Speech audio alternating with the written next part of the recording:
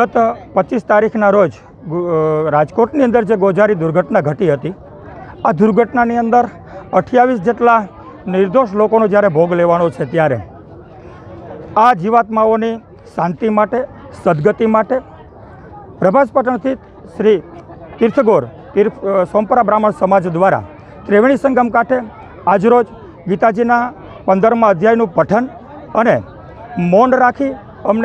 અને આ 28 જીવાત્માઓને શ્રદ્ધાંજલિ અર્પણ કરવામાં આવી હતી અને ભગવાન નારાયણ અને ભગવાન સોમનાથ દાદાના ચરણોમાં પ્રાર્થના કરવામાં આવી હતી કે આ 28 જીવાત્માઓને મોક્ષની પ્રાપ્તિ થાય, શાંતિની પ્રાપ્તિ થાય અને ફરી વખત આપણા રાજ્યની અંદર કે દેશની અંદર આવી દુર્ઘટના ન ઘટે એ માટે કરીને ભગવાનને પ્રાર્થના કરવામાં આવી હતી. આજરોજ સોમપરા બ્રાહ્મણ સમાજ તીર્થ પુરોહિત દ્વારા તમામ જીવાત્માઓ માટે આજે શાંતિની પ્રાર્થના કરવામાં આવી હતી.